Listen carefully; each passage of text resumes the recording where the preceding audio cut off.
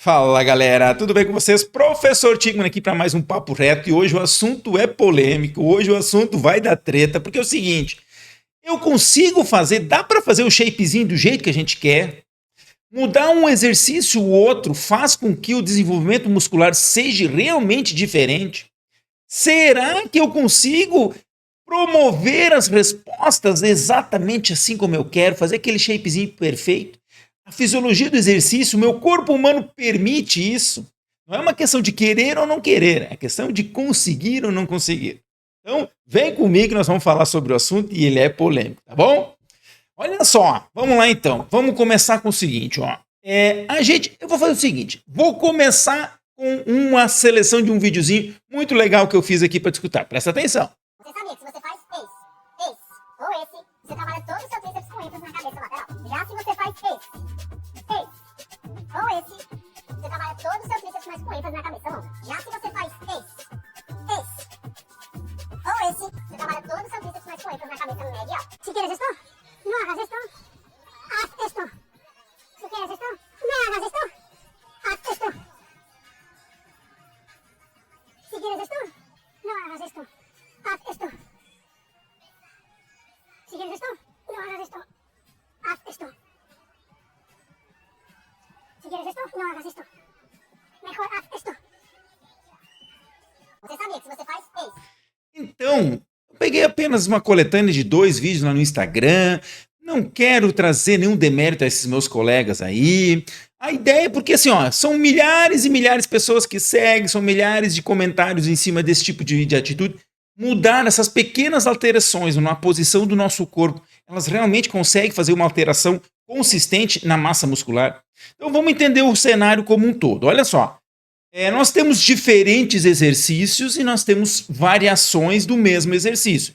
2 situações diferentes. E essas variações podem permitir amplitudes de movimentos maiores. Eu posso fazer um movimento mais, digamos assim, comprido, com mais alavanca, com mais amplitude, ou posso fazer um movimento com menos amplitude. Ou eu posso fazer com que o meu músculo fique em maior estiramento, mais alongado durante a execução, ou menos alongado, mais encurtado. Eu também posso fazer com que eu tenha outros músculos participando no mesmo exercício, né? Ou, na variação desse exercício. E ainda eu tenho que analisar a questão de conforto e segurança, né? Alterações podem gerar mais conforto ou menos conforto, certo? Agora a pergunta é, essas variações geram mais ou menos força? Essas variações geram mais ou menos ativação muscular, medida por eletromiografia? E aí entra a questão principal. Estas variações geram mais ou menos hipertrofia, especificamente aonde você quer que hipertrofie, aumento da massa muscular. Então, essa é a questão que está permeando aqui. Eu vou te trazer um material, segura aí. Olha só, porque a gente tem que ver o seguinte. Essas alterações, elas por trás disso está a questão estética. Tanto que os 2 perfis do vídeo aí são pessoas com baixo percentual de gordura, com musculatura bem avantajada. A questão estética. Estética é uma questão que cada um decide. Se você observou a imagem, olha lá a imagem da thumb desse meu vídeo aqui. Dá uma olhada e vê se tem alguma coisa diferente. Eu não vou te dizer, depois tu olha de novo e tu confere. Mas olha só, a estética é uma coisa que cada um decide como quer fazer. Você, profissional de educação física, vai ter que só definir se isso está dentro de uma zona de risco ou não, a saúde ou não, certo? Então, assim, você ter diferenças de um lado para o outro, né, em relação à saúde, dependendo do grupo muscular, isso não vai interferir. Mas esteticamente vai interferir porque você não quer. Ou não, ou você quer, não sei. Aí a estética cada um decide. Você pode ter assimetrias de membro superior e inferior. Isso é muito comum. Homens normalmente, preferencialmente, treinam a parte superior, tem uma preferência por desenvolver mais a massa muscular superior, enquanto que as mulheres preferem glúteos e membros inferiores. Então, não existe uma simetria de ganho muscular entre superior e inferior. Também é uma questão estética, não interfere na saúde, está tudo ok. Agora, existem algumas diferenças que têm a ver com a musculatura agonista e antagonista. Musculatura que faz uma flexão e faz uma extensão. Você ter uma assimetria nesses 2 grupos musculares, embora a literatura não seja tão clara assim, pode levar a alguns desvios posturais, pode ter algumas diferenças que podem gerar um quadro de dor, coisas desse tipo. Então, embora isso não seja tão conclusivo, é uma possibilidade. Mas o que nós queremos saber, na real, e aí eu feito essa introdução toda, se é possível realmente fazer essa musculatura desenvolver aqui ou não, sim ou não, tá bom? Deixa eu te trazer a minha tela aqui, tá bom? E tá aqui o nosso desenho, dá uma olhada aí. Tá vendo alguma coisa diferente aí? Muito bem. Olha só, gente, primeira coisa que a gente tem que entender, esse aqui é o estudo do cubo, que eu apresentei nesse vídeo artigo, aqui, o número 5, vai lá e assiste, que esse aqui é um clássico que tem que assistir. O pessoal que trabalha com treinamento de força tem que ter já lido esse material, visto alguma coisa sobre ele, né? Ele é de 2019, material bem importante. O que é importante entender aqui?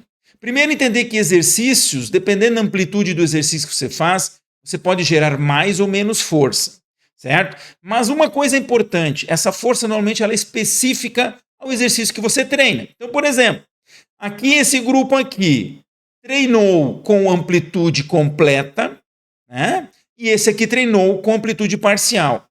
E na hora da avaliação, aqui foi avaliado com amplitude completa. Ou seja, quem treinou de um jeito respondeu melhor dentro desse jeito. Quando você vai para a amplitude parcial, quem treinou com exercício parcial melhorou um pouco mais, embora não significativo, do que quem treinou completo. O que é importante entender aqui? Gente, se você faz um exercício específico, você vai ficar mais forte neste exercício específico. Nós temos outros tantos exemplos. Trouxe apenas um aqui, trazendo um clássico. Que se você treina no supino e você for avaliar a sua força lá no crucifixo, a resposta não vai ser semelhante, tá entendendo? Então, assim, a especificidade do exercício que você faz, ela tem tudo a ver. Então, isso é um primeiro detalhe. Outro detalhe importante é nós entender que os nossos grupos musculares, eles têm muitas vezes, eles têm várias porções que possuem a sua origem e inserção, podendo ter em lugares diferentes. Então, por exemplo, quando a gente fala em panturrilha, né? Estamos falando em dois exercícios, panturrilha em pé, panturrilha sentada, né? Tudo isso é panturrilha, só que a panturrilha, ela é um músculo tríceps que tem duas porções do gastrocnêmio, que se insere aqui embaixo, atravessando o tornozelo e atravessando o joelho, se inserindo no fêmur, e uma porção que é mais profunda, que é o sólio, que se atravessa o tornozelo e se insere na tíbia. Ela não atravessa o joelho. Então isso quer dizer o quê? Que você vai ter alguns movimentos são realizados e solicitados por todos os três músculos, por exemplo, a flexão plantar, e foi isso que aconteceu. Então, nós tivemos hipertrofia na panturrilha em pé, quando o joelho estava estendido, nos gastrocnêmios e no sólio. O sólio teve um bom desenvolvimento em ambos os exercícios. Só que quando eu fiz a panturrilha sentada, em que eu encurtei os gastrocnêmios, em que eles ficaram numa posição encurtada, o que acontece? O gastrocnêmio não hipertrofiou no exercício sentado, somente na panturrilha em pé. Então, eu variei um exercício com essa variação. E diga-se de passagem, olha só, isso é importante. Uma variação grande.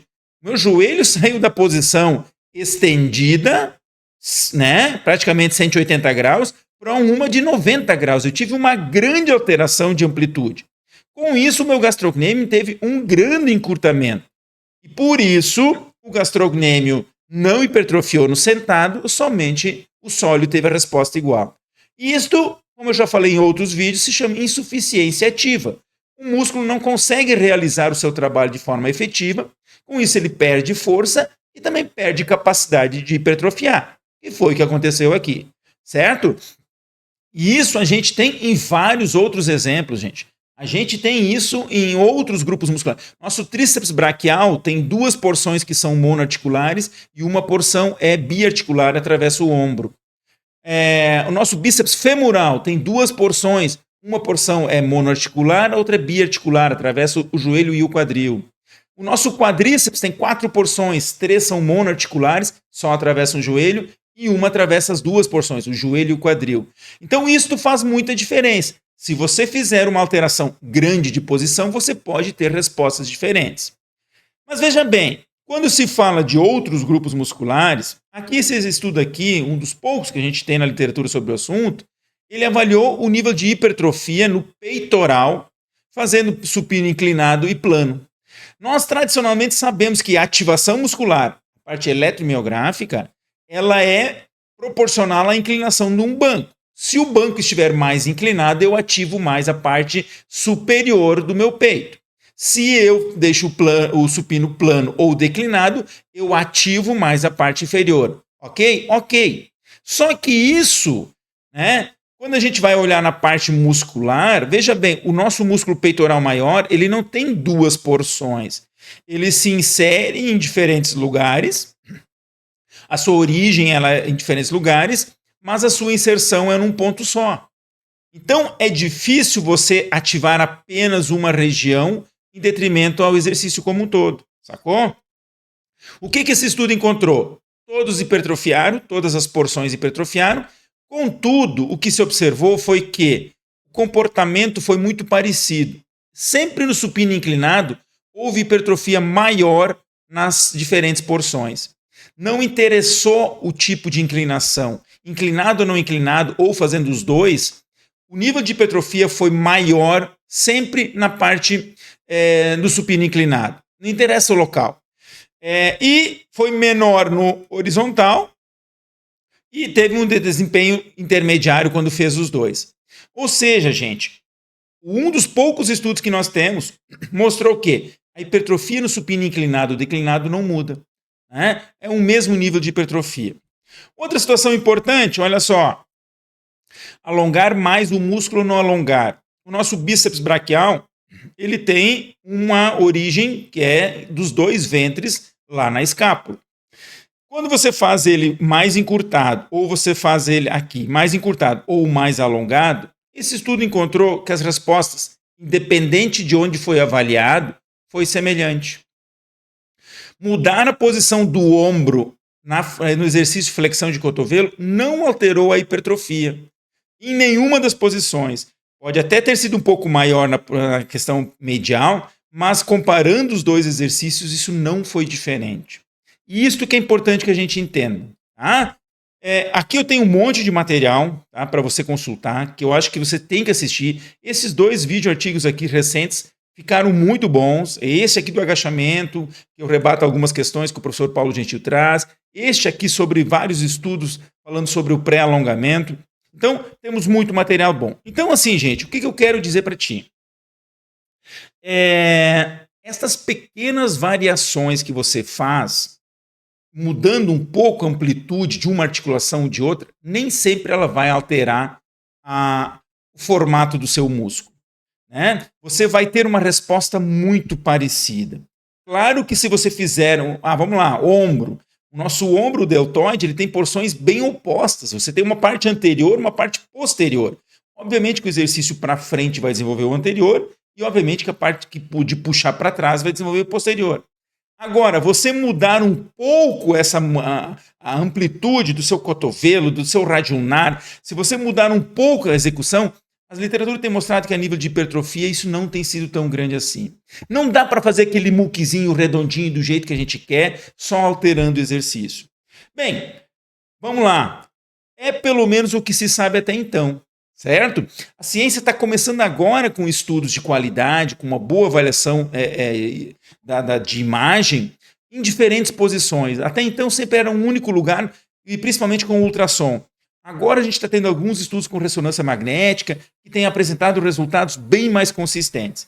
Então, por hora, esse monte de informação que o pessoal traz, se quer fazer mais aquilo, melhor aqui ou lá, não é verdadeiro.